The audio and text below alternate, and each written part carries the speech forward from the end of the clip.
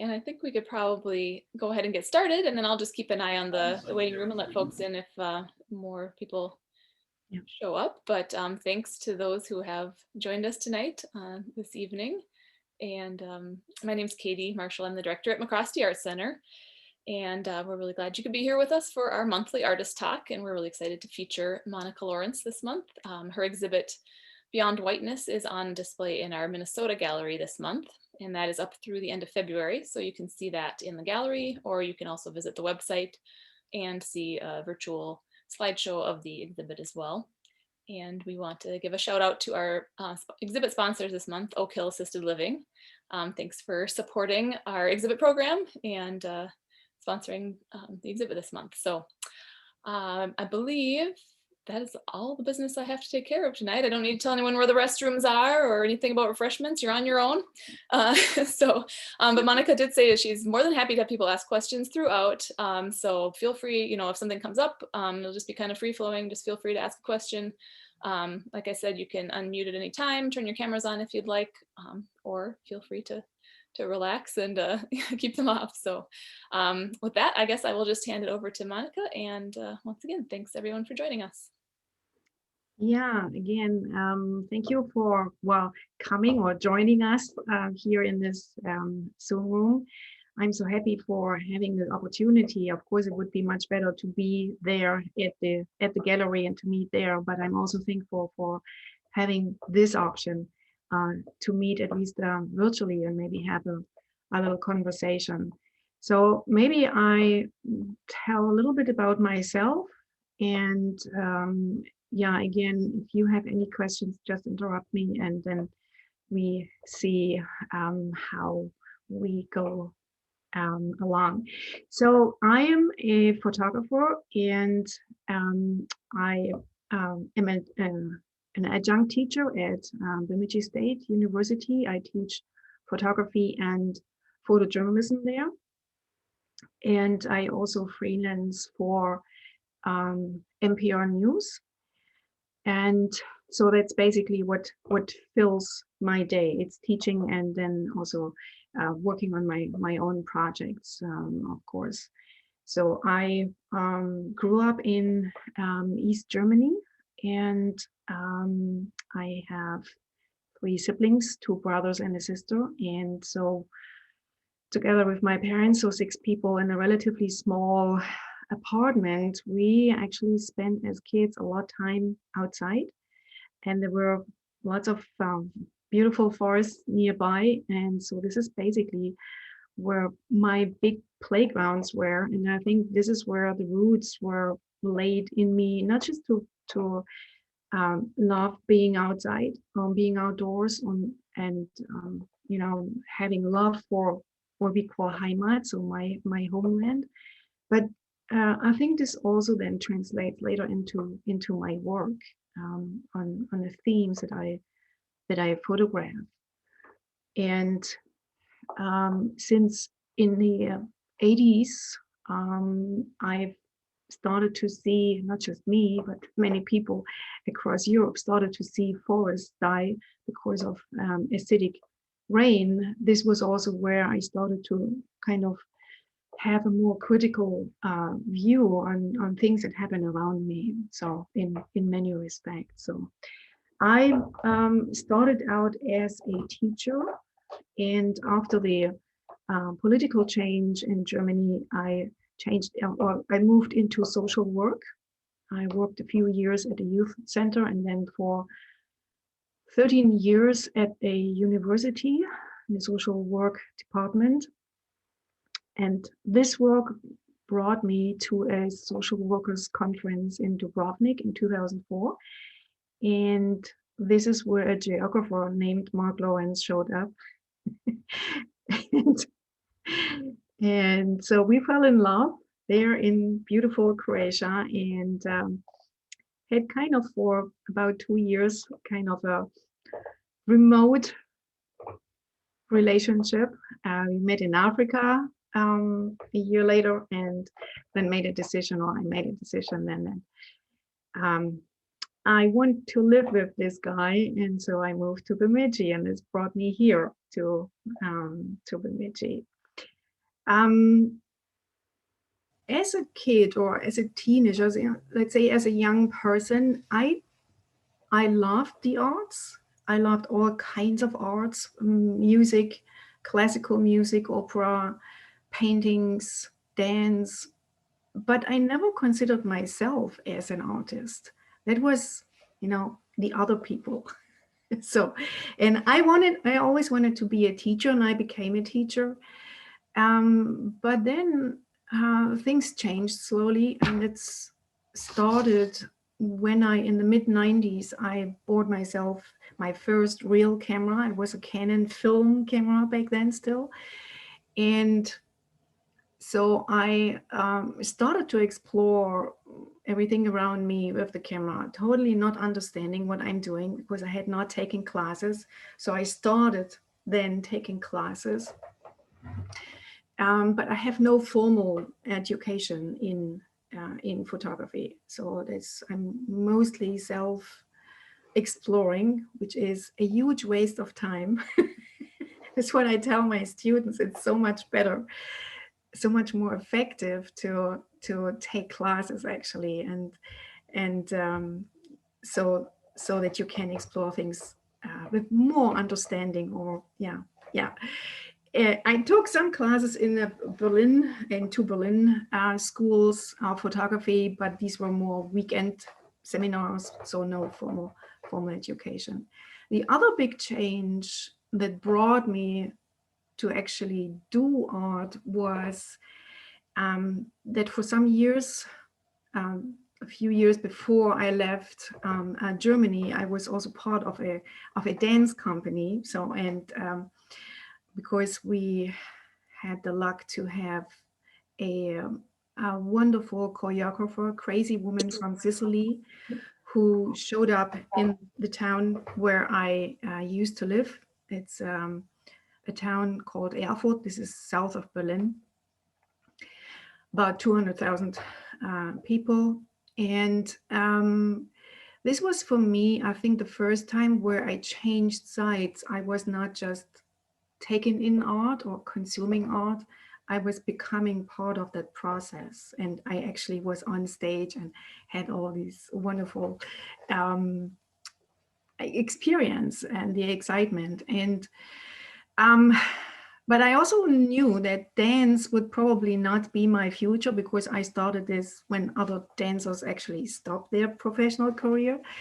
And so I thought working in an office context was not, well, I needed to earn some money, but it was not what was really fulfilling. And uh, diving deeper into photography, I thought this is something that I can do my whole life, and I can do this until I'm old, and I can grow deeper and deeper and deeper with that.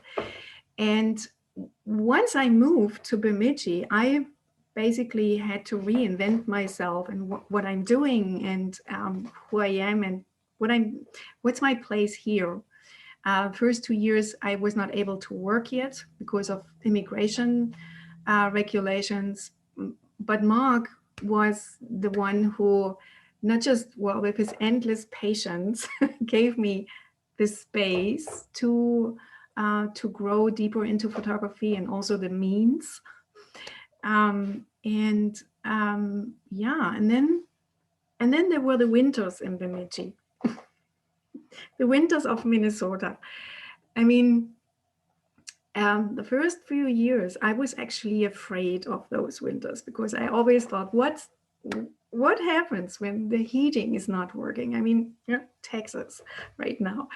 So, but over time, I relaxed into that and learned to actually enjoy winters. And I went out with the camera because in Germany, real winters are rare now. I remember winters in my childhood, but there's hardly any 1 or 2 week with snow in the region where I grew up with, and so experience a real winter. I mean, long and cold winters. That was something really new to me, and the camera helped me actually to make my peace with that, with the Minnesota winters.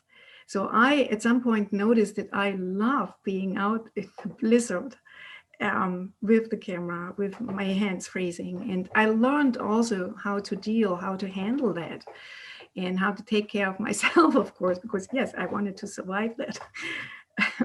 But yeah, this is where at some point, some of the images in that are right now in the gallery, I actually took about 10 years ago. And I did not have a plan yet what I'm photographing. I just took in what I saw. And I noticed at some point going through my photos that those that I took on days that were either overcast or snowy, that these had such a calm, peaceful feel to me that I really thought has a charm for me, that I wanted to work with that. And then I was starting to look for overcast days because they have this beautiful even light, and everything kind of slows down or seems to slow down and be quiet, or becomes quiet. And that's where I started just to have my camera with me as often as I could, went out on lakes, a total new experience for me to walk on ice. Yeah, so I'm not sure if how familiar you are with the photos that I'm talking about, and it's um, when I had, I mean, I can bring them up maybe quickly, just a few of them to start with. Maybe since I talked about dance, before I come back to the um, winter photos. So dance right now is relatively far away for me because there's not that much that I can photograph about that in Bemidji. But each time I find an opportunity when I can travel back to Germany, then I sometimes it happens that I actually can photograph some of the dance events there. Didn't happen for quite some time now. She's actually the crazy choreographer that I talked about earlier. So she really brought me deeply into that wonderful world of movement and music. And I think this is also where I started to get obsessed about light, because stage light can be so interesting and so magic. And I'm obsessed about light in my photography, so indoors or outdoors. And yeah, I just scroll down to some of these. Yeah, many are taken actually during snowfall. And what I love is, in winter is very much monochrome. There's not much color. It's almost like black and white drawings, but there is color. And in winter, I noticed that the little bit of color actually pops really, even a little bit of lichen or moss maybe on trees. Downtown in a blizzard, the little bit of color that is there um, suddenly is noticed, or I notice it. So those villages that suddenly appear out on lakes that change every day almost. The interesting individual cabins that I find out. There's this one here that seems to be, I don't know what it is, 60s 70s design, or when it was made, but with a solar panel on top. So really wonderful things that I discovered, also encounters that I have with people. But most often there are not that many people out there.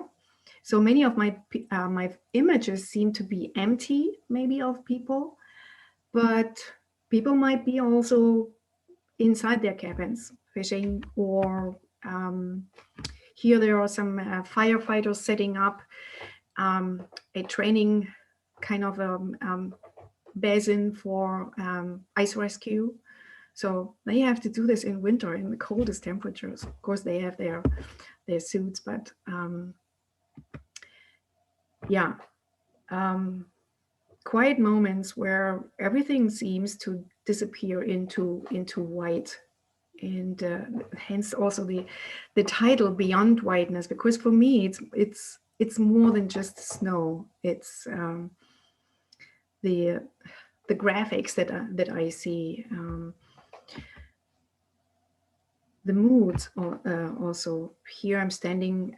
It's actually more or less on top of the Mississippi, that as it flows into Lake Bemidji, and some days are brighter, some days are moodier.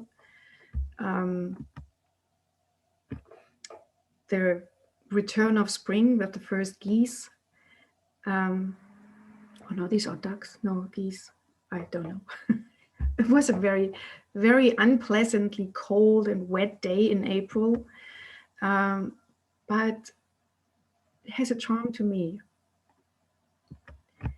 And apparently, yeah, people of all ages love being out there when it's not too freezing cold, and do whatever they enjoy most. And some just forget their toys outdoors. That was in the middle of a blizzard, actually here where we live. And yeah, and then there are these these color pops, like these mailboxes, and turns out that one of the mail people that delivers our mail every day, even in the coldest temperatures, is a woman who recently said that, or let us know that these. So I gave her a little card with that photo, and she said these are actually on her daily route. So it was kind of a nice little thing to hear for me, that people actually can connect or find their connecting dots to the photos that I take. That was honestly before I had the this exhibition up in Bemidji about a year ago in the Watermark Art Center. I was skeptical if people in the middle of winter would come to look at winter photos. and, and the reactions were really touching for me, because some were quite emotional, some were laughing about some of the titles that I had, or situations that I have found, and some found connections to their youth if they have been living somewhere else, and got reminded of a scene that I have captured in a photo. And some said, and that made me really happy actually, that they said they were never really aware how beautiful it can be around. So, and I'm not looking for the exciting sunset or sunrise, which are amazing and beautiful. So all my images are actually showing the same kind of quiet mood. But I try to show the daily life things, maybe from a different perspective, because I am still exploring, I am still discovering them. And maybe for some people it was just nice to discover or to see daily life situations or scenes with new eyes. And that made me really happy, because then I saw that people are really connecting to what I do. And I was still a little bit nervous if this maybe it's people from the region who see familiar things. And I am from time to time I'm also submitting photos to photo competitions, and one is it's called Lens Culture. It's based in Europe, but it's photographers from all over the world who submit. And last year, I actually was picked by a photo editor from the British Guardian, and that made me really proud. And that was actually showing me it's not just about the region. It's maybe something people feel that I can translate with my photos. So, and that means a lot to me, because I'm always Mark could approve to that. I'm not the most confident person in what I do, but this actually helped me really to yeah, feel more confident in with what I do. So, there are any questions about that? If not, and I maybe just show what else I do. And yeah, so these were the winter photos that this problem again. Just a second. And folks, if you do have any questions, feel free to unmute. I may have muted you during the talk, but you can unmute yourself if you do have questions. Sometimes when I go back to a place and I have issues to go to where exactly I wanted. So share screen, maybe start with that and go here. I love your pictures, Monika. Oh, thank you. I especially like that one with the 3 trees with their, you know, without their leaves, and it just silhouettes them so cool. I love to take winter pictures too. I don't have an expensive camera, but I have a lot of fun with it. You know, I think it's not about having a fancy camera or not. It's what you see. Even with a phone camera, I think you can capture scenes like that. There is nothing nothing big that you have to do. Is nothing fancy settings that you have to do. It's just winter is so reduced in many respects in what is seen, because so much is covered under the snow that things to me show up by themselves. So Right, especially like your mailboxes too, just unique, you know. They yeah, would have been cool without the snow, but the snow made them more special, you might yeah, say. made them more standing out. So I have no idea. Maybe I close that. Yeah. Sorry, there's always this interruption with the technology. I hope it works now. Oh, cool. Oh, I like that. Yeah, here this cow, and I call this. I want fresh green grass now. So yeah, Cool. in the midst of the coldest days. This was actually in late October, and so the first snow. There's still some color on the tree, Right. and those pigeons are huddling together. That's a straight shot out of my window. Dark-eyed juncos, yeah. Yeah, yeah, Cool. yeah. Super. Yeah, there's a little bit of color sometimes, and here how these big pines are standing out against the other trees. So that's little things that sometimes catch my attention, and Minnesota is so flat. It actually helps me. There's nothing busy or complicated. Or like this on the street. This was actually somewhere in the White Earth Reservation. It seems to lead into nowhere. So Right. yeah, I called it this way, please. So Were you laying right on your belly, or were you, you know, no, just staring down? that is, I'm not even sure if it's straight out through the car window or if I may also Okay. got out of the car. Mark, do you remember that? I got out. Cool. Yeah, we do a lot of what I call photo safaris. Uh-huh. Yeah. Cool. Jump in the car and drive somewhere, anywhere. Yeah. Right, right. Good idea.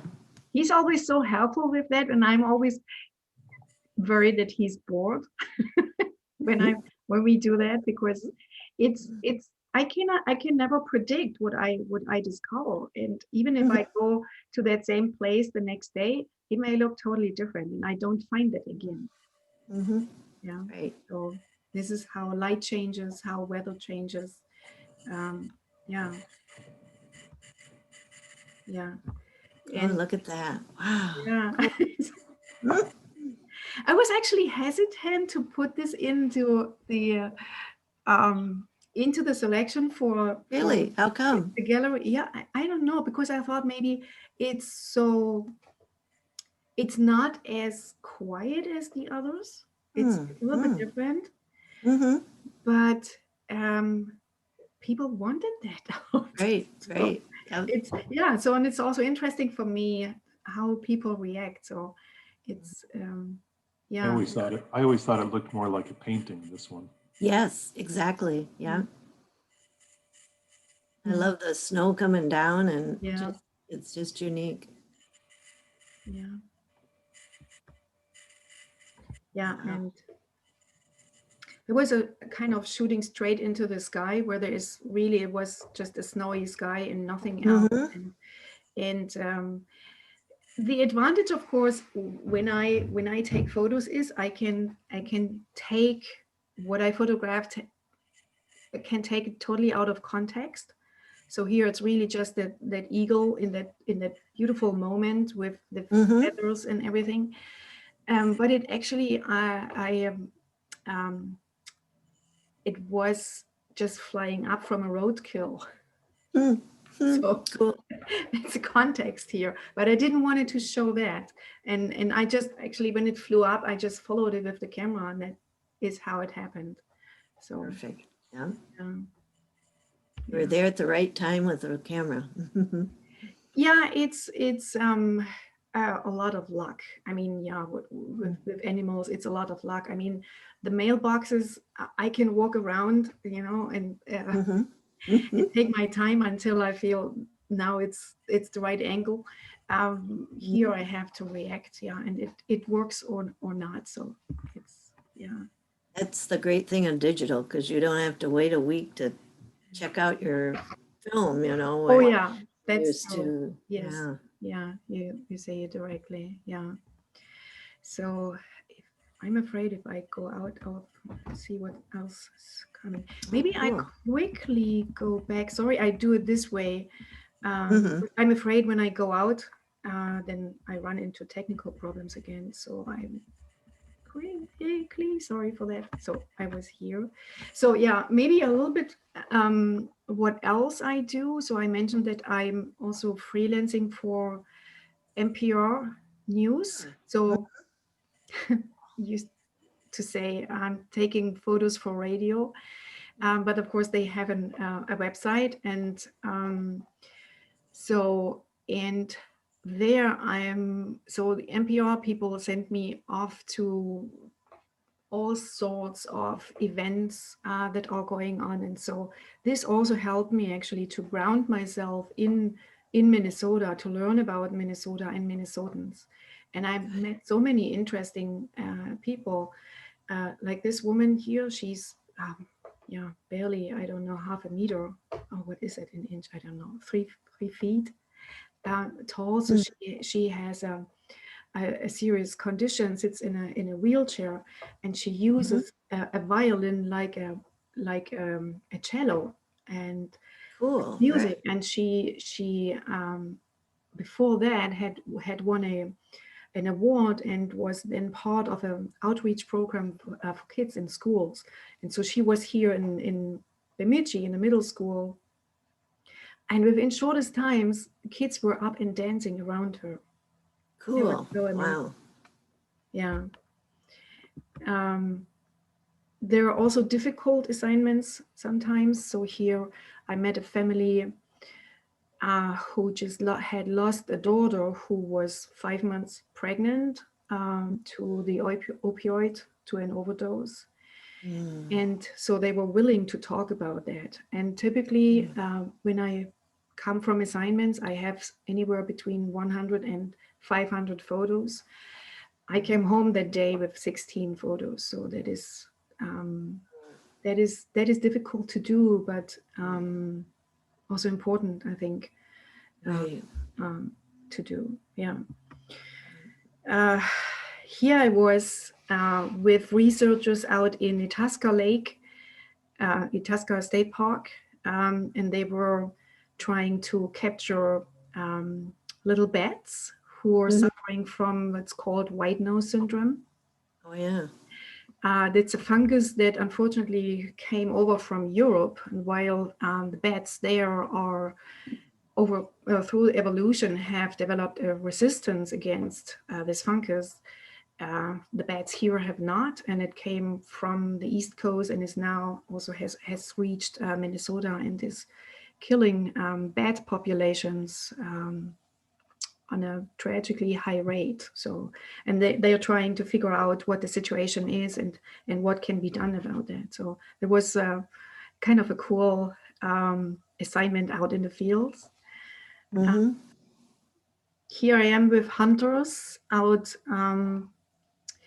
early in the morning. So I think I had to get up at 2 or 3 and I had to be there very early in the morning and go with some strangers that I really two men that I don't know, jump on a 4-wheeler and go somewhere through the woods. Had no idea where I am with them, but it was a really great experience to see what hunters do. They also gave me a short survival tips, so not to get up when they want to shoot with my camera. So things like that. Yeah. Cool. Not your culture. No, it's not. It was my first hunting experience. So yeah. So, and I'm with them chest deep in the water here. So they gave me actually one of those suits that they have. So yeah, it was a great experience. And that is Sam Mitchell. He's a jazz musician from a little town near Grand Rapids, I think. And he, as a teenager, was a very promising jazz talent. And then he experienced some psychotic, backlash. So he deals with schizophrenia. And it took him a decade to find support that was responsive or working for him. And music brought him back, and also the fact that he knew about other musicians like Thelonious Monk, who also had mental issues, and so he is now trying to get back on stage, and he had pulled together a band for a tour that he did across Minnesota, and not just doing concerts, but also talking to the audience about his experience with mental illness. So that was also very, very impressive. Yeah, there are interesting people out there in Minnesota. How do you switch to black and white? This is something I can do in the editing program that I work with. So Photoshop, okay. or I have now switched to Lightroom. So I work in a file format that's called RAW. And this is, these are huge files, and they are typically stored in color. So as I see the scene, and then I can convert them to black and white and play with whatever I do. Shades and all, huh? Cool. Yeah, of course, for journalistic photography, I have just very limited options to change things. So I cannot remove anything or add something, or it's really just light or contrast or brightening things up or bringing out details, things like that. Yeah, and this is how I actually try to work mostly. kind of in a journalistic way. I'm not doing. I do a little bit more of editing in my non-journalistic work, but I try to get the photos as ready as I can out of camera. There is a magazine called Sun, The Sun, Mhm. and it's all done, all the photography is done in black and white. Mhm. And you might like to look them up. They might like to use Okay. some of your photos. Okay. Oh, I'll write it down. Yeah, I love black and white photography. It's after all how photography started. It was black and Right. white. Mm-hmm. And it's so there's nothing distracting in colors, and it's about texture, it's about light and shadow, and I love that. Yeah. Right. Yeah. Mhm. Mhm. Yeah, if you are not, look at the time that we have. So yeah, and this is still also protests. This was in the middle of a blizzard. Protest against oil pipelines on oil pipeline. I think it was line 3. Protest going on in Bemidji, and Ojibwe people fighting for their treaty rights. This was they were gill netting here on Lake Bemidji the day before the fishing opener. And of course, there was also then law enforcement there because they knew it would happen, and this is partially what they want. So they got citations, and they actually want to be in court because they want to make judges a decision about their rights, their treaty rights, and judges try to not to do that. So it's an ongoing issue in here with Ojibwe people, especially from Red Lake and White Earth.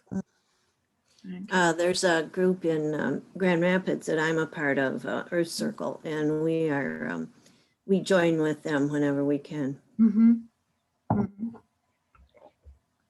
Yeah. So, and then, yeah, this is also one of the NPR assignments, and it was a Ojibwe language camp up on the Red Lake in Ponema, and they do this every summer for I think 6 or 7 years now. Unfortunately, of course, couldn't happen last summer, and this is they show really immense efforts to revive the Ojibwe language, which of course is most of the younger population or the our age even. There are not many fluent speakers left. It's mostly old or elderly people who are fluent speakers, and they do a lot in bringing the language back in school through immersive courses or camps like that. It was multi-generational. It was not just for kids.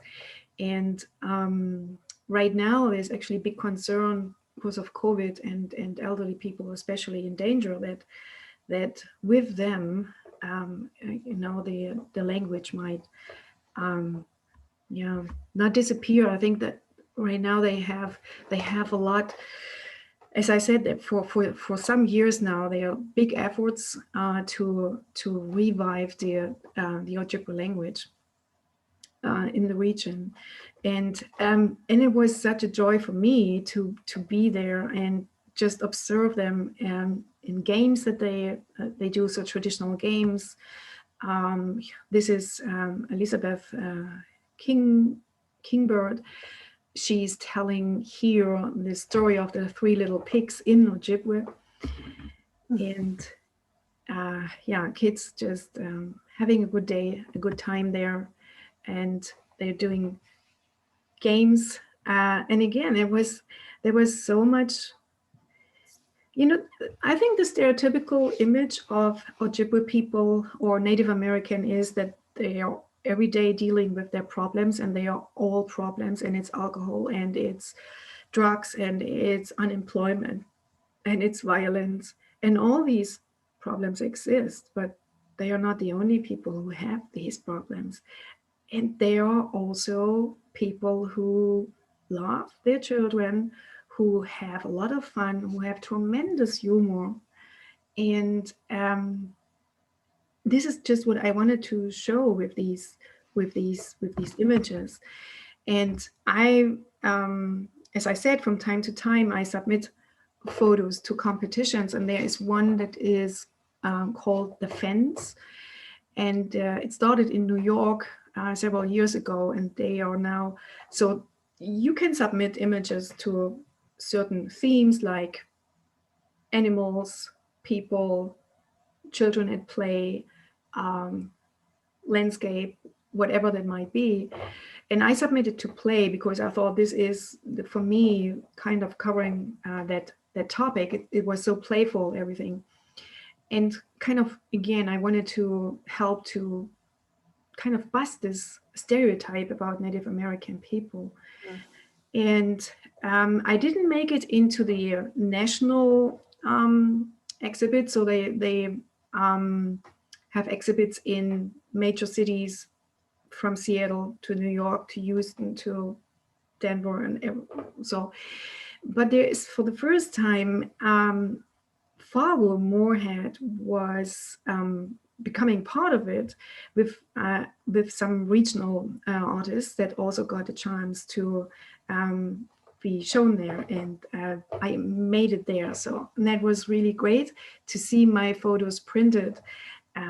I think, what is it, 3 by 6 feet or something like that. And I don't know why they did this in November or December in Fargo Moorhead.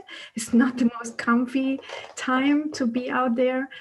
But so the idea is to kind of have an open exhibition where anybody can come there and just walk by and look at this. And there were 3 places throughout the Fargo and Moorhead area, and I think we spent 1 hour in each of those places. It was such a beautiful variety of themes and of approaches and of people that, or yeah, people and ideas and cultures that were shown there.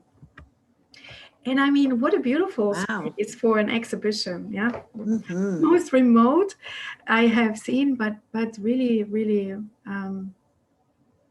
beautiful. Yes, And I awesome. hope, yeah, and I hope this will return next year, maybe a little bit earlier in the year. I don't know. And this is definitely something I can recommend to explore. It's, yes, it's even 1 hour longer to drive from Grand Rapids Mhm. and from Bemidji to Fargo, but it's really worth it. It was a great experience. Monika, You know, Yeah. the nice thing about the Ojibwe language camp photos is that, didn't you say you contacted somebody from this fence exhibit and they're going to let you take those large scale prints? Oh, yeah. So I was wondering what happens to these big prints once they take them down. And I just contacted them and asked if I can get my part and maybe give it them to the organizers of this language camp, so they can maybe use it if they want for advertising it. So yeah, so, and they contacted people in New York and they approved oh, good. that, yeah, and they just wanted to use it for maybe 1 or 2 other exhibitions regionally, and they would contact me as soon as I can have that. Great. Yeah, You yeah. know, they might be doing it at that time of year, because if you chose summer or spring or fall, people are so busy doing other things, where this way they need something, and this would, That is suffice. true. Yeah, you have to bridge this kind of colder season before Mhm. it's getting really cold. Yeah, yeah. I mean, yeah, Minnesotans are hardy plants. They go to exhibitions Right. also in these conditions. Oh, fun. Yeah. You're so fun. yeah, yeah. So then we're This is here. really good too. Yeah. So I quickly skip them because I was here already. I like that. This That, one. that. Yeah. Mm. Little forgotten ball, you know. It's Mm-hmm, mm-hmm, I don't know how often I walk by without seeing it, and then mm-hmm. Right there it yeah, is. Yep. yeah, We have a neighbor that their hammocks are still out, yeah, which is funny. I think I should take my camera and get a picture of that. yeah, yeah, yeah. Mm. So, and now I start to work um, on a new project. I think I will continue with my winter images. Mhm. Eventually, I my wish is actually to make a book with these Oh, because I good. have Right. so many of them and try to put together a book which is quite an adventure by its own to do that. Um, so on my how can I say this? Getting to know Minnesota and Minnesotans, I discovered lots of places that I, of course, were totally new to me. And the landscape, by the way, looks very much like northern German landscape. So I can Mm. connect a little bit to that. It's also flat, Mhm. it's very sandy, it's pine forests. Um, so yeah, and then I also noticed that there are some issues, environmental issues going on here and there. And this is maybe if I can make the connection to what I said at the beginning, that I'm uh, back then when I was still living in Eastern Germany, and we had lots of problems with environmental pollution, air pollution, water pollution, soil, forest dying. So not just in former East Germany that was across Europe, but in East Germany the difference was this was all a state secret. Yeah, So right. yeah, so Uh, you could not really handle this in an open way. But eventually, this was where not just the Green movement started, but also the political resistance that eventually helped to overcome the system started in that. And so I always kind of very sensitive to or receptive to things like that and so I started now to explore places that I learned about through, I don't know, articles that I read or people or magazines or wherever, or through my husband who is a geographer and it also knows a lot of environmental issues here in the area. And so this is a place, or how could I should I describe this idea? So I call it Memory of the Land. So it's kind of a working title, and it's exploring the beauty of the land, but also the issues that may be underneath, maybe hidden, maybe not known or forgotten or ignored. And so I'm this time not looking for overcast days anymore, but for actually beautiful light. So because I think light is important, people can connect, I think, to images emotionally if there is beautiful light. So maybe it's just as a first impression, some beautiful light, a beautiful scene. But then there is an issue, and there are these weird pipes looking out here. And this is actually a place that is not far away from Bemidji. And this is an oil spill place. So in 1979, there was a pipe rupture there. It was unnoticed for several days, and enormous amounts of um, um, crude oil actually seeped into the ground before it was noticed. And there are places where until today, nothing is growing there because the soil is still so oily that the water just kind of rinses off and nothing can grow there because it cannot hold water. And then there are these weird pipes, and these pipes are um, test pipes. So they're trying to go down and see how far the oil actually has seeped into the ground and how the flow of that oil is, and if it's actually moving towards Bemidji, because it's right at the watershed between the Hudson, is it the Hudson Bay? Mark, correct me if I'm wrong. Hudson Bay and the Mississippi watershed. And so, yeah, and this is actually now the most researched oil spill place in the world. That's what I learned about that. So I'm learning a lot about those places and what happened and what's the story or the history about it. And so, yeah, I'm not sure if this will be a final image. I think there will be lots of places where I have to go back and forth several times before I feel this is now what I want. Mark, maybe we have to go back again, but it's a starting point. He likes safaris. Yes, yeah. And this is actually here in Bemidji, and these are some wagons that were standing there for weeks and if not months.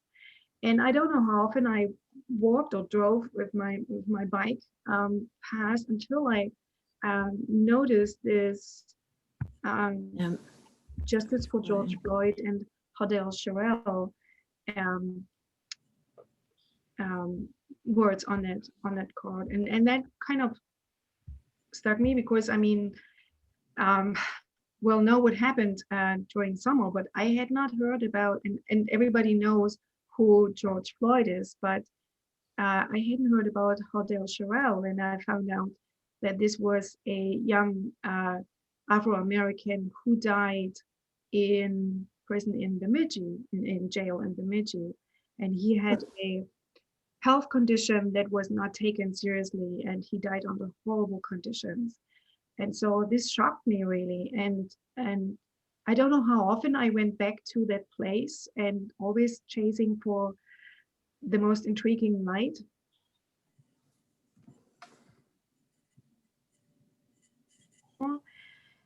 And can you still see or hear me? Because I'm sometimes see myself choppy. I can hear you, but your video is frozen, I think. Okay. At least it is for me. You're just quieter. Okay. Yeah, just keep talking. So maybe give me some signs. I see you, but so at some point, I have several versions of this photo, and it's Nope, you've disappeared. as it can be. It cannot bring back these people. Right. So, but I think this is now one version of those, and I think I will go with that and see which place it will find.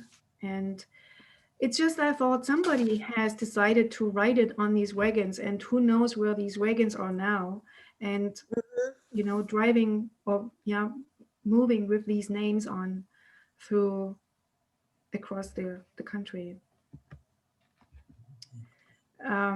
That's a place in Bemidji. That's a burial ground, a traditional burial ground for the Ojibwe people. It's now at the Mississippi. And right behind me, so the actual ground, well, the burial ground is totally paved over, and there are buildings, and it's kind of paved over history. And this, maybe with that, I just stop here. I don't want to do too much talking or showing images. This is in a big bog. This is this huge bog north of Waskish, north of the Red Lake. And this is a wonderful place to go there.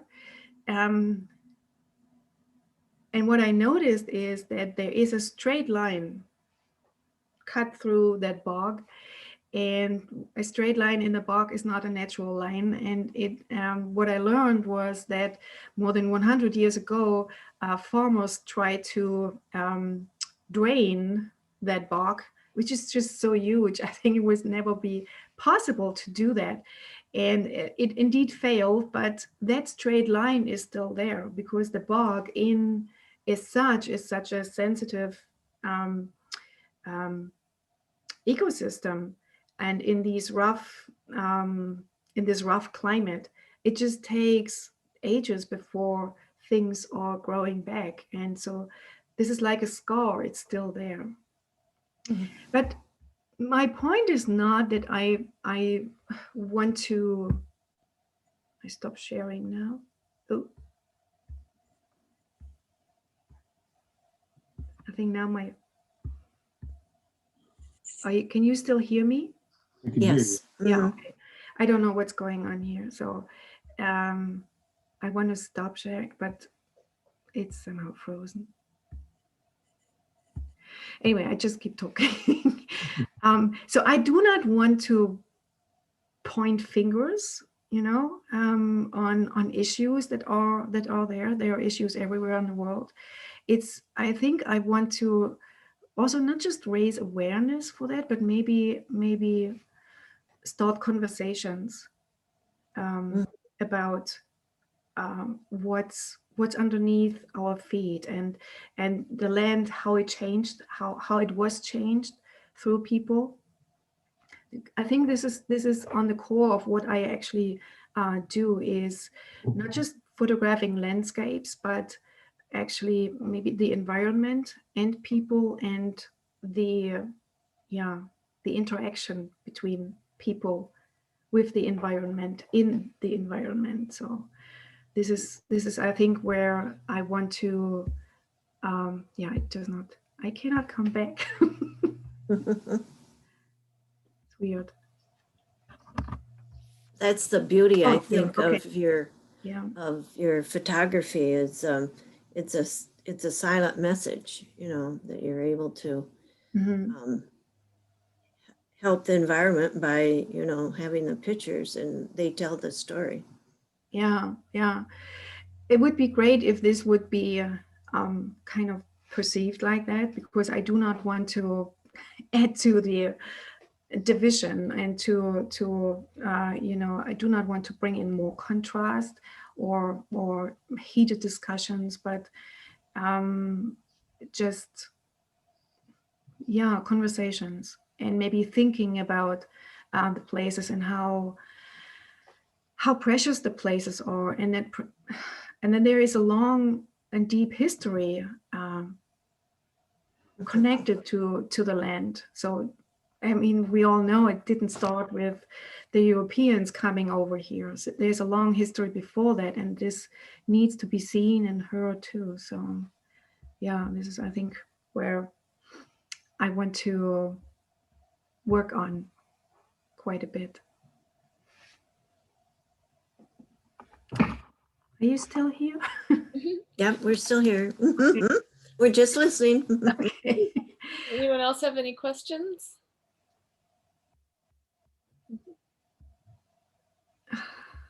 Well, thanks for answering mine. Boy, it's just so exciting. Yeah. I'm so glad I got in on your presentation. Thank you. Thank you. Really has been really lovely. My voice is just trash. I'm sorry. Oh, I'm sorry for you. It's really been, there's so much. I wish we were having this at your place, Katie, because this would be a really nice, conversation starter, and a glass of wine and your lovely hors d'oeuvres would have been just perfection. Yes, well, yeah, those times will come again. Right, exactly. Yeah. And if you know of places where you would think that there is an interesting story or history to it, let me know, because I still relatively new here, and I'm still learning a lot about. And I would be happy to yeah, explore maybe places that were new, where you know a story or a history about. It would be great. Sounds good. Yeah, Will if you we had have, all night, I'd have her show you the Africa photos too, because there also it's about trying to reveal sort of lost histories. And Mhm. I don't know, to me, it always seems the same sort of work with landscape, but Yeah, that's a whole other evening, but I think, you know, it's already an hour now, so, and I don't know how much people can take. So yeah, that's maybe just to understand what Mark was talking about. So Mark years ago started as a geography professor to take students to Kenya to do field work. So meaning kind of service learning, but not in a sense of you're doing mission work, but it's more listening to people and learning from the people there, and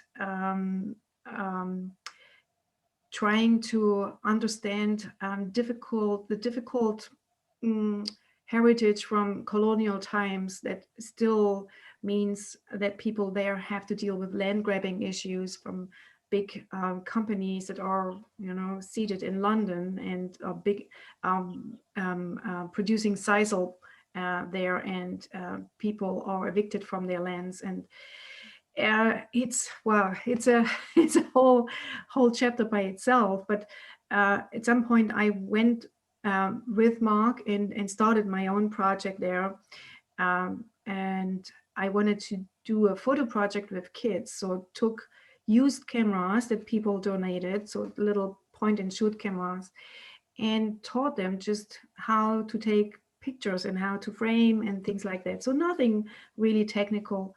And the idea was that I didn't want to be the white person, the Western person who flies in, has no really understanding of their life. And I didn't want to fly in and out and just have my perspective on that, but I want them to show their lives. And boy, these kids took off. They had the most beautiful, spontaneous, intimate photos that you can think of. They really integrated them into their lives. And at some point we were actually able to print photos there and have a little exhibition there with their photos. And it's just amazing. And then I also went out when I was not working with the kids, went out with Mark and his students.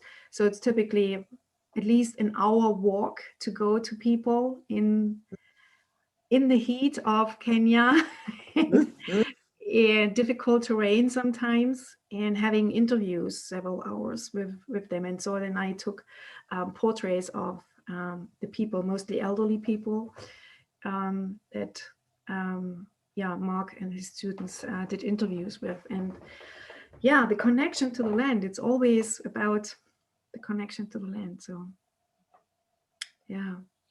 And Monica, some of those photos are on your website, is that correct? Yes. Yeah. Yeah. Hmm. It's a lot. So Okay. folks could Yeah. check that out. Yeah. Okay. That's a good idea. Thank you. Yeah. a book came out of that too. It was a small book that you put together with the kids. Yeah. Yeah. Yeah.